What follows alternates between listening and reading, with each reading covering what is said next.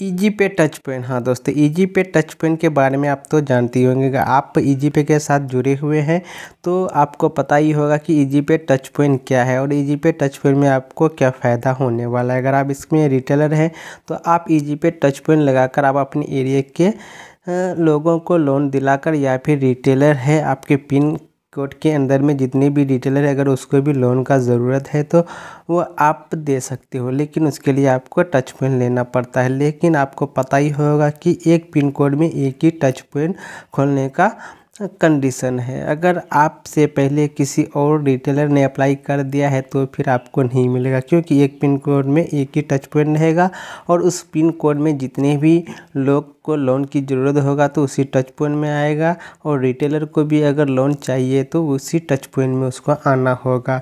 चाहे वो customer direct company को कॉल करे या फिर आपके टच पेन में आके लोन ले। अगर डायरेक्ट कंपनी को कॉल करेगा तो उस पिन कोड में कंपनी वाले सर्च करेगा कि उस पिन कोड में टच पेन है या फिर नहीं है, तो वहाँ पे उसके पास सारा डिटेल रहेगा। तो वहाँ पे उस कस्टमर को आपके पास भेज दिया जाएगा कि इस जगह पे वो टच पेन है और वहाँ पे आप जाके लोन ले सकते हो। अगर आप टच पेन ले लेते हो और किसी का लोन अप्लाई हो जाता है, जैसे कि 10,000 या 15,000 या फिर 20,000, तो उसमें कितना प्रोसेसिंग फ़ीस लगेगा, 10,000 में कितना फ़ीस है, 15,000 में कितना लगेगा और 20,000 में कितना लगेगा, और फाइल चार्ज कितना है, यानी सबका अलग अलग चार्ज है।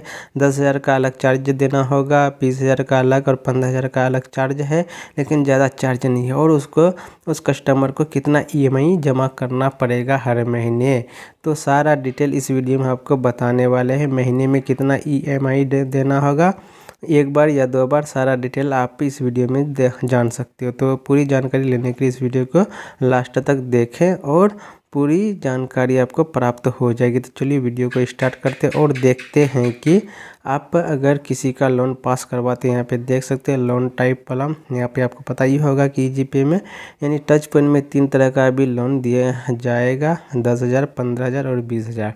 अभी देख सकते हैं लोन टाइप 1, लोन अमाउंट 10,000। अगर किसी का लोन 10,000 पास हो जाता है, अगर आपने अप्लाई कर दिया और 10,000 उसको मिल जाता है, तो उसको किस तरह से पैसे जमा करना है, महीने में कितनी बार जमा करना है, कौन सी तारीख को जमा करना है, यहाँ पे सारे डिटेल आपको हम बता देते हैं। यहाँ पे देख सकते हैं अगर 10,000 उसका पास हो जाता है तो उसको एवरी 15 डे यानी हर 15 दिन के अंदर में उनको पैसे जमा करना होगा। यानी महीने में उसको 2 बार पैसे जमा करना होगा, EMI 2 बार देना होगा महीने में। साल में 24 EMI लगेगा, यानी 12 महीने में 24 EMI आपको देना होगा।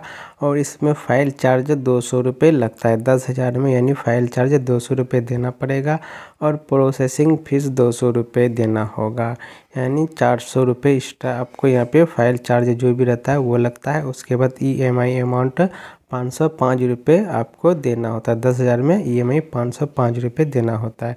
तो आप कैलकुलेट करके देख लीजिए कि 505 गुना 24 कितना पड़ता है, और 200 फाइल चार्ज और प्रोसेसिंग चार्ज 200 रुपये मिला के कितना होता है। और अगर लोन पूरी तरह से सक्सेसफुल पास हो जाता है तो वहाँ पे टच पेन वाले को 150 रुपये कमीशन उसको मिल जाता है।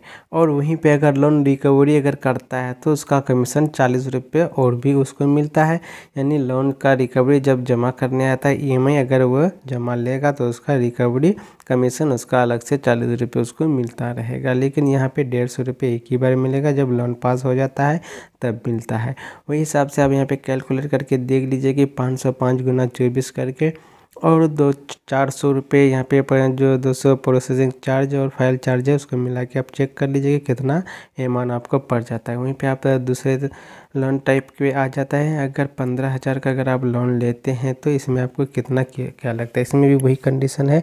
इसमें भी 1 साल का टाइम है और फाइल चार्ज 200 रुपये, प्रोसेसिंग आपको 300 रुपये देना पड़ता है और EMI 752 रुपये, यानी 752 गुना 24 करके आप चेक कर लीजिए कि इसमें आपको कितना पड़ जाता है। वहीं पे अगर टच पेन वाले को यहाँ पे 150 रुपये का अमाउंट मिलता है जो कमीशन चार्ज है, यानी सेम प्रोसेस वही है। और लोन रिकवरी का इसमें आपको 60 रुपये मिल जाता है अगर आप लोन रिकवरी करते हो तो।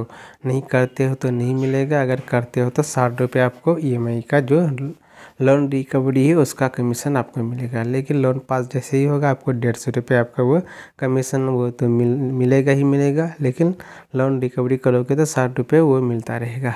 उसके बाद तीसरी लोन टाइप में आ जाते हैं 20,000 में। 20,000 में भी वही है, महीने में 2 बार आपको जमा करना पड़ता है। 24 EMI है और 1 साल का है। और फाइल चार्ज इसमें 200 रुपये है और प्रोसेसिंग फीस इसमें 400 रुपये आपको देना पड़ता है।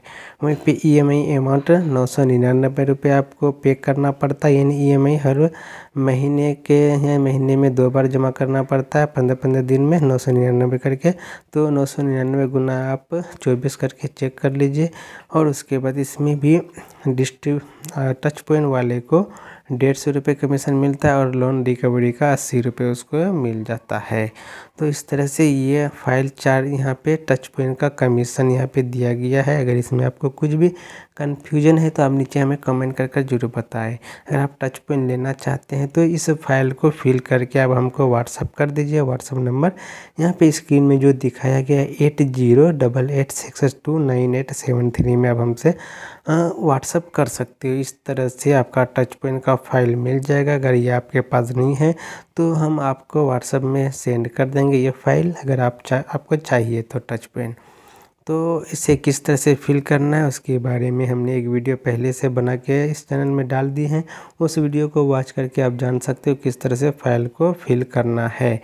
अगर आपको नहीं है पता फिर भी आप हमसे डायरेक्ट कॉल कर सकते हो या फिर व्हाट्सअप कर सकते हो। तो इसे अच्छी तरह से फिल करने के बाद हमको व्हाट्सअप कर दिए। व्हाट्सअप करने के बाद तब ही मालूम पड़ेगा कि आपके एरिया में टच पॉइंट पहले से है या फिर नहीं है। अगर आपके नज़दीक में टच पॉइंट है तो फिर आपको नहीं मिलेगा। आपके पिन कोड में ऑलरेडी पहले से अगर है तो आपको नहीं मिलेगा, अगर नहीं है तो फिर आपको मिल जाएगा टच पॉइंट। तो टच पेन लेने के लिए जल्दी से अप्लाई कीजिए।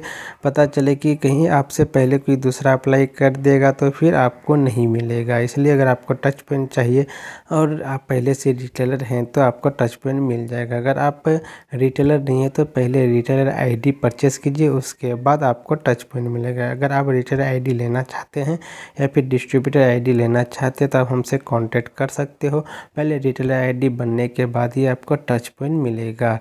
बिना रिटेलर ID लिए आपको टच पेन नहीं बन सकते हैं, इसलिए पहले आपको रिटेलर बनना होगा तब जाके टच पेन आपको लेना होगा।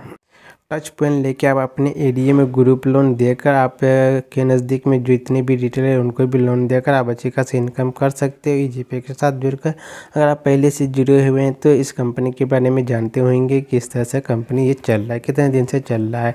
और दोस्तों अगर आपके मन में कोई भी सवाल आप नीचे हमें कमेंट करके जरूर बताएं। इस वीडियो को लाइक शेयर कर दीजिए और ऐसी वीडियो पाने के लिए हमारे चैनल को सब्सक्राइब कर लीजिए। इससे लाल कलर के बटन को दबा दीजिए और साथ में इस बेल आइकन को भी दबा दीजिए ताकि हमारे नई वीडियो का नोटिफिकेशन सबसे पहले आप तक मिल सके। तो मिलते हैं अगले वीडियो में, तब तक के लिए बाय।